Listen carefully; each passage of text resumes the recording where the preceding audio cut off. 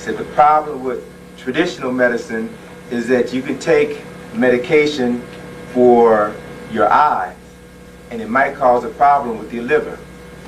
And so then you take another pill to deal with your liver, and that causes a problem with your stomach. So then you take another medication to counteract the negative effects of that medication. Most of the medications that we have today are chemically created, are man-made medicines as opposed to natural medicines. And this whole idea of things being natural, of things being related to nature, goes all the way back to this concept of the netters. And the netters, again, represents the principles or the manifestations of the Creator. So that if man is, in essence, a reflection of the universe, then the things that can heal us are already a part of the universe. They do not have to be man-made. The only time we find that they are man-made is when they're made to fatten the purses of pharmaceutical companies. Okay? So these are some very important realities that we have to look at. But there was a book that was written a couple of years ago, and a movie that was made about 2 years ago entitled The Serpent and the Rainbow. And I don't know how many of you had an opportunity to see the movie or to read the book, but it was interesting in that the movie focused on Haiti and so-called voodoo in Haiti. And the movie documented that voodoo was something that was very significant, in that what it involved was these priests who would give this herbal solution to this victim that would cause them to become comatose. It would cause their heart rate to slow down, it would cause their respiration to slow down, and it would appear that this person is dead. So that the person would be buried, and then this herb or this solution would wear off, and these priests would come back and then dig up this body and then give this person another drug which would keep them in a zombie-like state. They would be conscious of what was going on around them, but they were not able to control their actions. And these people were used by other folks. And supposedly this is a true story. The person that went to Haiti and did the research documented what this particular compound was, and it was supposedly is being developed by a pharmaceutical company for use in the medical field. But many of the things, it's very interesting, many of the things that supposedly backwards or primitive people have associated as a part of their superstitious lore are founded in certain physical beliefs and certain medicinal beliefs. One thing that's very interesting too with the deterioration of the rainforest in Brazil is that there are literally hundreds if not thousands of plants that have never been cataloged. Hundreds if not thousands of plants that have various medicinal properties. That could be the cure for cancer, that could be the cure for multiple sclerosis, that mankind unfortunately may never have an opportunity to benefit from because they are all being destroyed.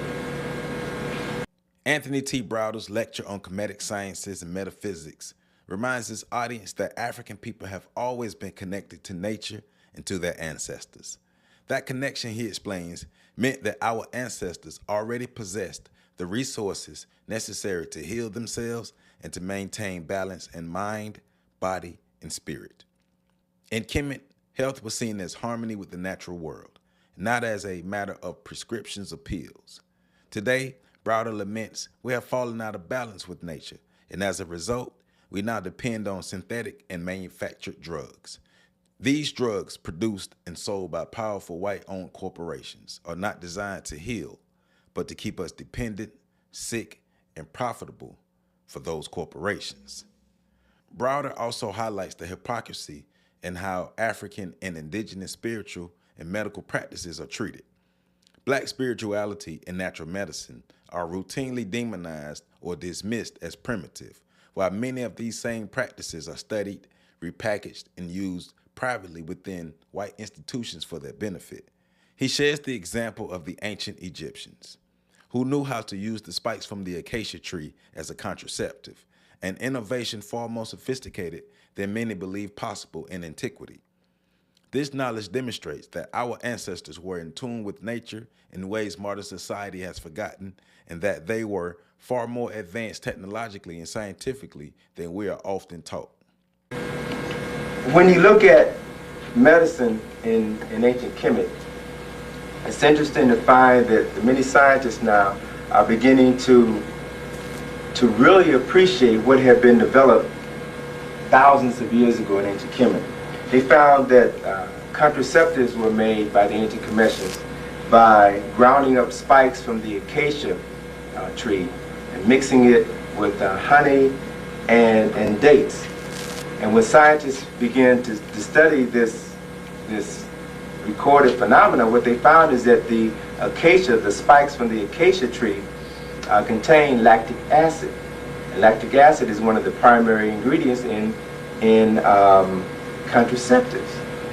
They also found that the ancient Egyptians had developed a pregnancy test many thousands of years ago. A pregnancy test where they would take the urine of a woman who thought she was pregnant and pour it in a container, and then they would place a container or a bag of barley, and the other was barley and wheat. And they would put these two bags in this container of urine, and if the wheat began to sprout, then it meant that the woman was pregnant and that she was going to have a boy. And if the barley began to sprout, it means that she was pregnant, but she was going to have a girl. Now, this urine pregnancy test was something that was not discovered by modern day medicine until 1926. And the method of determining the sex of this child was something that was not developed until 1933. It took them into 1933 to confirm this barley wheat test that had been developed by the ancient Kemetians. So we see on many levels what people thought was a primitive science or a primitive culture is really much more sophisticated than we can ever give them credit for being. Antibiotics were discovered by the ancient Kemetians. And it was found that some of the antibiotics were derived from animal dung, from crocodile dung, even from the silt of the Nile. Now, it was interesting because certain physicians, when they saw some of the medical papyri which talked about using animal dung for the treatment of certain burns and wounds, thought that this was a sewage form of medicine. It was only until recently that they found that bacteria exists within animal dung that has healing properties. So once again, they're at a loss to begin to understand how and why it was these people developed this knowledge and this information. Also, I found out recently that the ancient Kemetians had discovered a plant. The root of this plant they could chew, and this would cause the increase in the production of melanocytes within their skin to protect them from more harmful rays of sunlight. And so this is a very important aspect of this ancient African culture and civilization.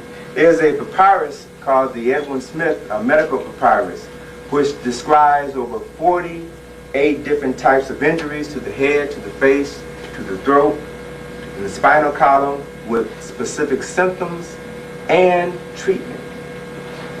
Now, this is amazing for people that were backwards, people that were primitive, and had none of the advanced knowledge or sophistication that modern day scientists have. It's also been shown on several occasions where, upon examining some of the mummies, they found that the skulls of some of the mummies show evidence of cranial operations, show evidence where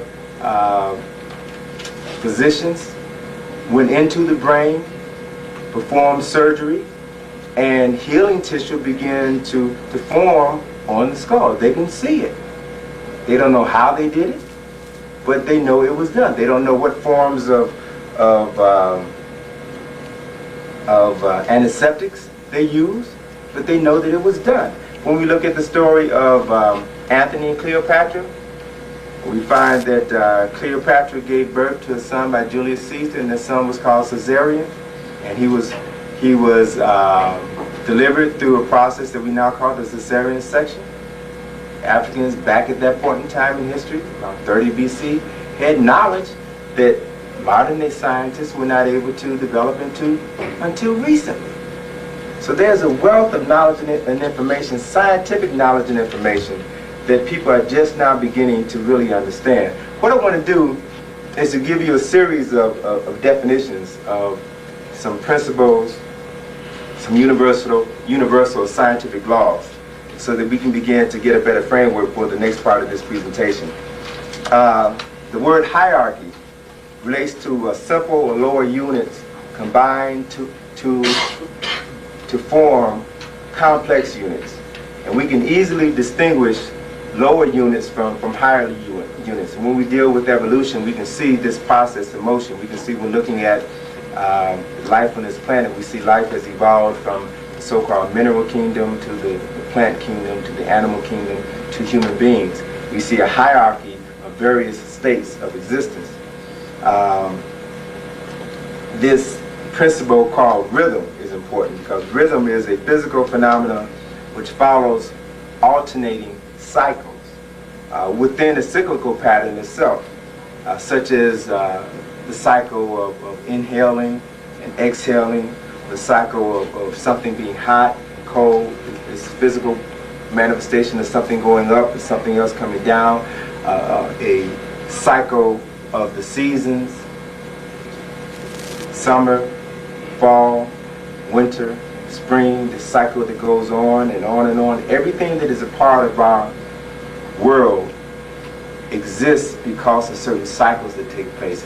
And there are oftentimes cycles that take place within other cycles. The word harmony is important because harmony goes on to describe something more than just a musical state of being.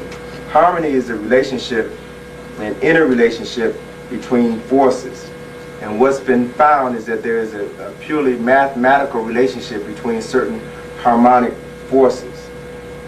The word netter I talked about earlier, and netter represents the various principles or manifestations of the Creator expressed in varying degrees, representing principles or aspects of universal forces, i.e. Rays of light from the sun. And these rays of light from the sun have been symbolically referred to as angles. Rays come down in certain angles, and these angles have been referred to as angels, which are messages or aspects of the Creator. To evoke a specific netter or principle is to call into being one specific principle, one specific property alone. It's related to, but it's isolated from the other properties. So it's kind of like to evoke a netter or to bring forth a certain principle is kind of like having, to give you an analysis, it's kind of like having a telephone book. And in this telephone book you have 20 or 30 or 100 numbers, but you would use that telephone book to call up one specific number at a time.